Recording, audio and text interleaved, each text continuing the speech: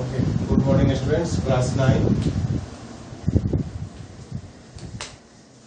आज आपका जो न्यू चैप्टर है हिस्ट्री का, वो मैं आज स्टार्ट करने जा रहा हूँ। और वो चैप्टर आपका जिसे आप रशियन रेवोल्यूशन के नाम से जानते हैं, socialism in Europe and the Russian revolution. तो एक तरह से आप इसको शॉर्ट में कह सकते हैं रशियन रेवोल्यूशन आज हमें पढ़ना है क्लास 9 हिस्ट्री में। तो थोड़ा सा रशियन रेवोल्यूशन स्टार्ट करने से पहले थोड़ा बैकअप करना में है। जो आपने फ्रेंच रेवोल्यूशन पढ़ा था फर्स्ट चैप्टर में, फ्रेंच रेवोल्यूशन में पढ़ा था, उसमें जो चेंजेज आए थे सोसाइटी में फ्रेंच रेवोल्यूशन के बाद होल यूरोप में, जो आइडियाज स्प्रेड हुए थे about the change in the society, वो आपका उसको स्टडी करना है इसमें। तो देखते हैं फ्रेंच रेवोल्यूशन में क्या हुआ था। फ्रेंच रेवोल्यूशन में दो बात पर ध्यान दीजिएगा, idea of freedom and the liberty, equality, और आप कह सकते हैं फ्रेटर्निटी। इन तीनों बातों पे लड़ा गया और रेवोल्यूशन हुआ फ्रांस में। कौन सी बातों पे हुआ?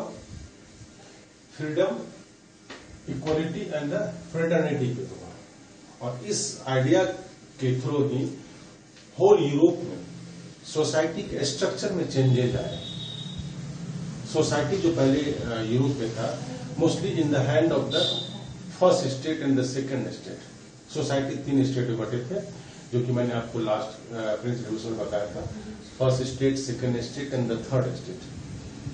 बट टोटल कंट्रोल जो था वो, चाहे वो एडमिनिस्ट्रेशन में हो, गवर्नमेंट में हो, तो first state and second state का होता था, थर्ड स्टेट का नहीं होता था। तो जब फ्रेंच रेवोल्यूशन हुआ, उसके बाद एक रास्ता खुला सोसाइटी के स्ट्रक्चर को चेंज करने का। पहले 18वीं सेंचुरी तक सोसाइटी किसके हाथ में था? स्टेट्स के हाथ में था। और स्टेट में जो पावरफुल थे फर्स्ट स्टेट और सेकंड स्टेट थे, उन्हीं के हाथ में था। ये चर्च और एरिस्टोक्रेसी के पास पावर था। वो टोटल इकोनॉमिक जो कंडीशन होता था कंट्री का, उसके हाथ में होता था। उसके पास ही सोशल पावर होता था। थर्ड स्टेट के पास कुछ भी नहीं होता था। इवन द वोटिंग राइट नहीं थे। टैक्स कलेक्शन का राइट चर्च को था, एरिस्टोक्रेसी को था, फर्स्ट एंड सेकंड स्टेट को था। तो ये सोशल ऑर्डर जो पहले था 18वीं सेंचुरी तक, उसमें अगर चेंज आना शुरू हुआ यूरोप में just after the French revolution. फ्रांसीसी क्रांति के बाद ही यूरोप के डिफरेंट कंट्रीज में समाज के बनावट है, स्ट्रक्चर, उसमें चेंजेज आए। क्या चेंजेज आए? तो फर्स्ट स्टेट और सेकंड स्टेट से पावर का ट्रांसफर थर्ड स्टेट की ओर आने लगा। और ये सभी हुआ रेवोल्यूशन से हुआ, जैसा कि आपने फ्रेंच रेवोल्यूशन में देखा। अब हमें देखना है रशियन रेवोल्यूशन में देखना है।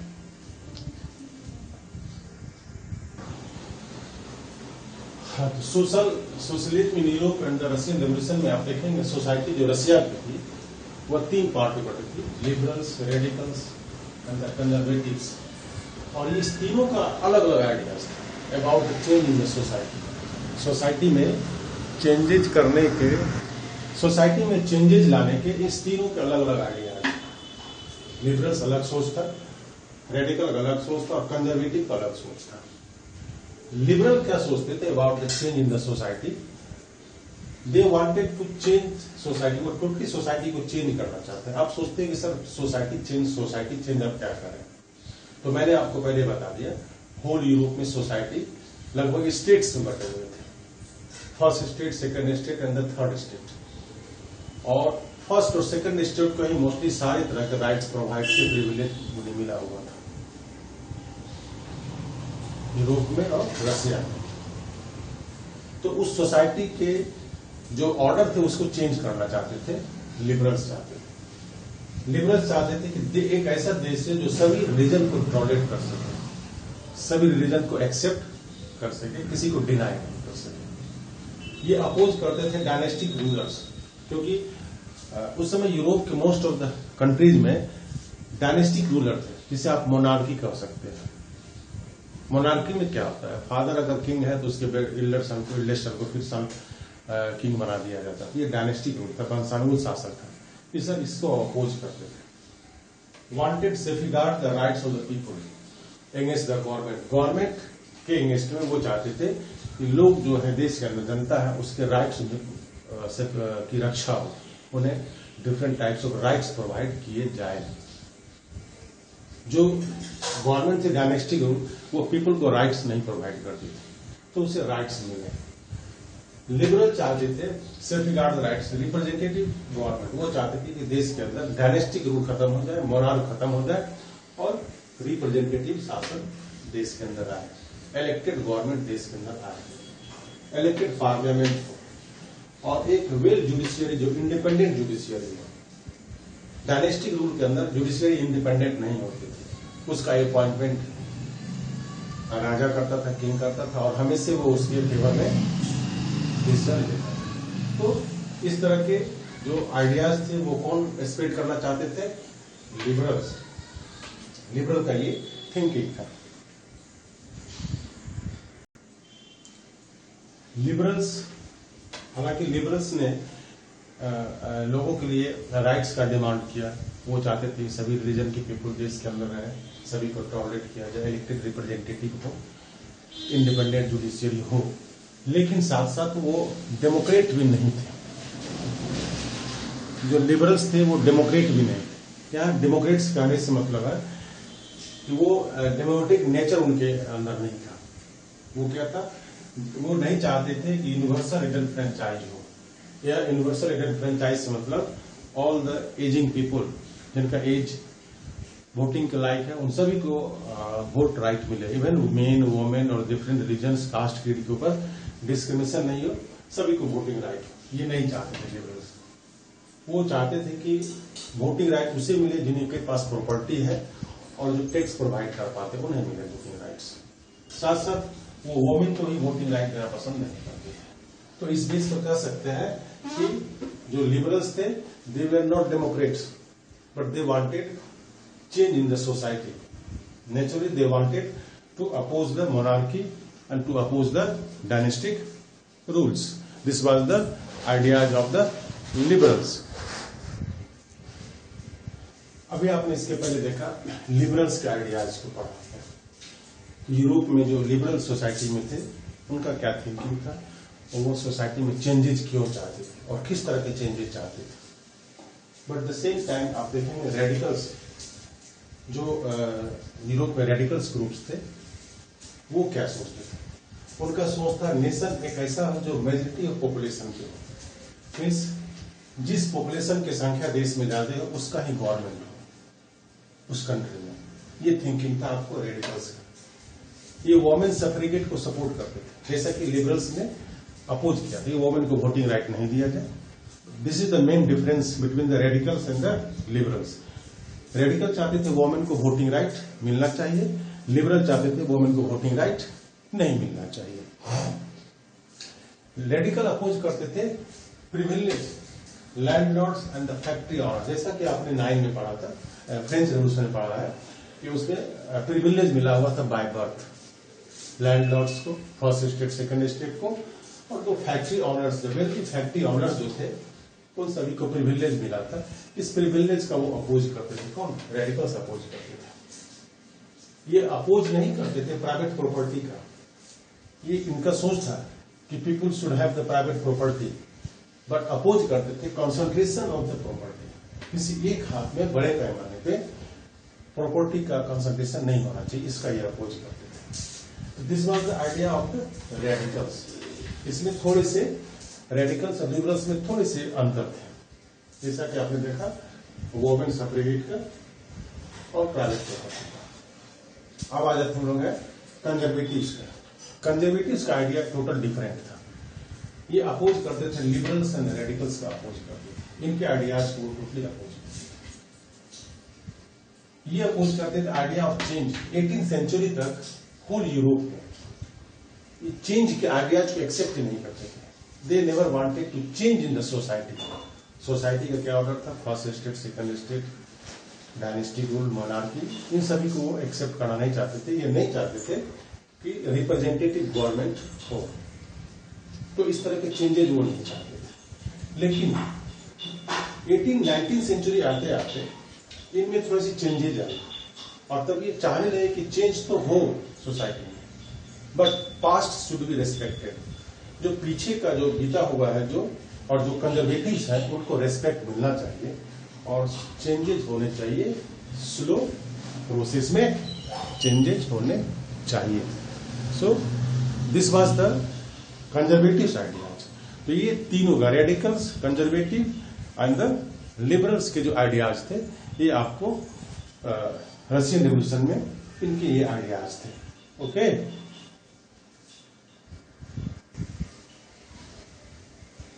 इंडस्ट्रियल सोसाइटी, रशिया में जो इंडस्ट्रियल सोसाइटी थी और सोशल चेंजेस जो रशिया में लाए गए और ट्राई किया गया लाने के लिए, उसमें थोड़ा सा देख ले। जो इंडस्ट्रियलाइजेशन, रशिया में जब इंडस्ट्रियलाइजेशन हुआ, मेनली वहां पे दो इंपोर्टेंट सिटीज थे जहां पे इंडस्ट्रियलाइजेशन रैपिडली हुआ। पहला था आपको सेंट पीटर्सबर्ग और दूसरा था मॉस्को। तो इन शहरों में जब इंडस्ट्रियलाइजेशन हुआ तो गांव से जो अनएम्प्लॉयड पीपुल थे, main women and children, factory की ओर रस करते हैं, शहरों में आते हैं काम की तलाश में। लेकिन शहर में जो उनका कंडीशन था, that was a very poor condition. Working hour long था, ऑलमोस्ट 15 आवर घंटे काम करने पड़ते, 15 घंटे काम करने पड़ते थे। उनका जो वेजेस था, मजदूरी था, बहुत कम था, बहुत पुअर मजदूरी उसे दिया जाता था। अनएम्प्लॉयमेंट कॉमन था, मैक्सिमम लोग अनएम्प्लॉयड थे जिन्हें जॉब की तलाश थी, जॉब नहीं मिल पाता था। जो शहरों का जो हाउसिंग और सैनिटेशन सिस्टम था, दैट वाज वेरी पुअर।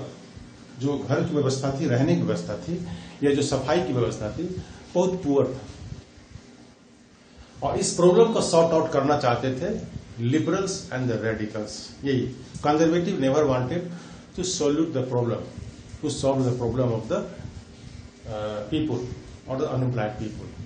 और इस प्रॉब्लम को सॉल्व करने का कोशिश करते थे लिबरल्स एंड द रेडिकल्स। ठीक है, क्योंकि ये जो जितने भी इंडस्ट्रीज थे वो सभी ऑलमोस्ट लिबरल एंड रेडिकल्स के हाथ में थे, और वो प्रॉपर्टी ऑनर थे, प्रॉपर्टी ऑनर थे, रेडिकल्स और लिबरल्स के हाथ में थे। और ये चाहते थे, इनका सोच था, क्योंकि इन्होंने पैसे कमाए थे इंडस्ट्री को डेवलप करके। किसने कमाए थे? रेडिकल्स और लिबरल्स ने पैसे कमाए थे इंडस्ट्री को डेवलप करके। इसलिए वो सोचते थे कि ऐसा इफोर्ट किया जाए, प्रयास किया जाए, जिससे जो इंडस्ट्रियल सोसाइटी है उसमें चेंजेज आए और लोगों का प्रॉब्लम सॉर्ट आउट किया जा सके, और इसके बेनिफिट्स वर्क फोर्स को दिया जा सके, ताकि वर्क फोर्स का यूज करने के बाद कंट्री का इकोनॉमी डेवलप हो सकता है। इसलिए वो चाहते थे कि इसमें सोल्यूशन लाया जाए। वो अपोज करते थे प्रिविलेज। प्रिविलेज किसे मिला हुआ था? प्रिविलेज किसे मिला हुआ था? प्रिविलेज मिला हुआ था कंजर्वेटिव्स को, फर्स्ट स्टेट को, और सेकंड स्टेट को जो प्रिविलेज मिला हुआ था, एरिस्टोक्रेसी को जो प्रिविलेज मिला हुआ था, उसका वो अपोज करते थे। वो चाहते थे इंडिविजुअल को फ्रीडम मिले और पुअर को काम मिले। ये सॉल्यूशन था, इसको वो चेंज करना चाहते थे अपनी सोसाइटी में। ये चेंजेस चाहते थे कौन? रेडिकल्स और द लिबरल सोसाइटी में इस तरह के चेंजेस चाहते थे, बट कंजर्वेटिव इस तरह के चेंजेस नहीं चाहते थे।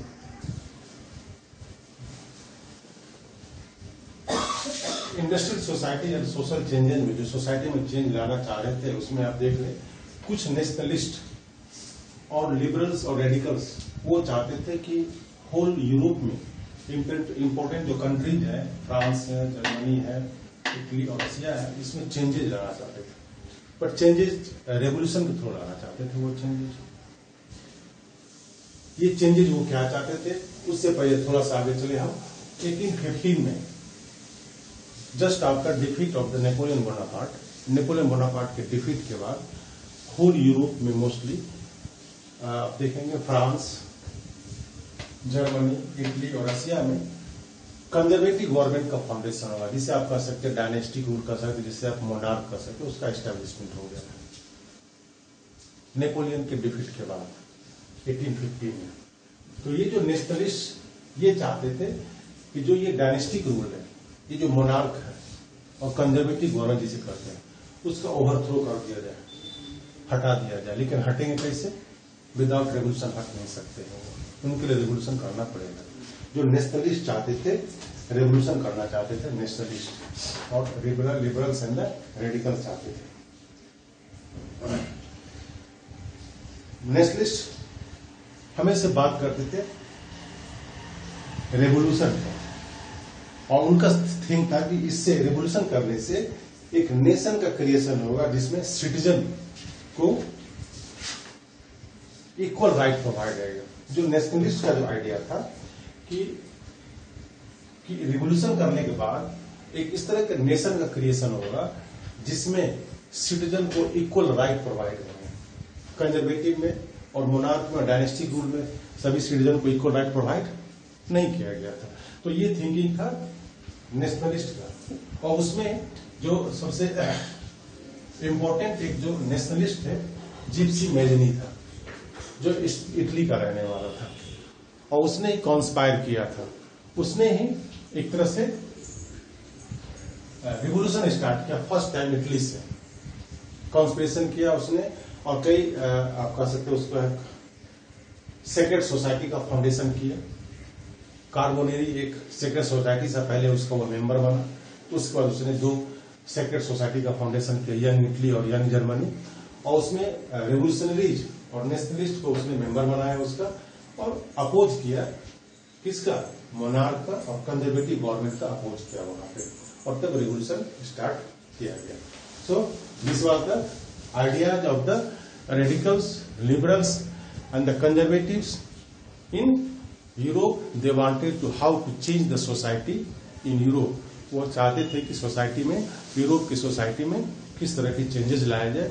उन्होंने इस तरह के आइडियाज दिए, लिबरल्स ने, रेडिकल्स ने और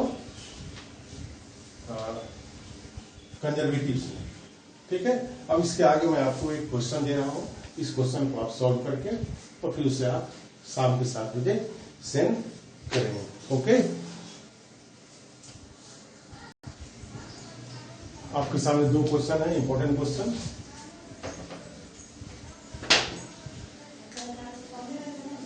फर्स्ट है explain the ideas of the liberals, radicals and the conservative. Europe में जो और रशिया में जो लिबरल्स थे, रेडिकल्स थे, कंजर्वेटिव, इनका क्या थिंकिंग था, किस तरह की सोसाइटी का ये फॉर्मेशन करना चाहते थे, आप इसे लिखेंगे। एंड सेकेंड क्वेश्चन आपका explain the industrial society of Russia. Russia में जो इंडस्ट्रियल सोसाइटी था वो किस तरह का था, उसको किस तरह के प्रॉब्लम सॉर्ट आउट करने पड़ते थे और किस तरह के प्रॉब्लम उन्हें झेलना पड़ता था। तो ये 2 क्वेश्चन आपके लिए है, इस क्वेश्चन को आप सॉल्व करेंगे और शाम को इवनिंग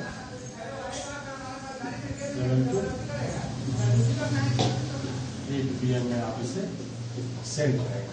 क्वेश्चन आपको समझ में आ गया होगा। The ideas about the of the liberals, radicals and the conservatives, उनका थिंकिंग क्या था about the society change in the Russia and the industrial society जो रशिया में, उनका क्या प्रॉब्लम था, उनके प्रॉब्लम को सॉर्ट आउट फिर किस तरह वो किया जा सकता था। तो ये क्वेश्चन आपको सेंड करना है शाम को। ओके, ये आपका रशियन रेवोल्यूशन का टॉपिक रहा।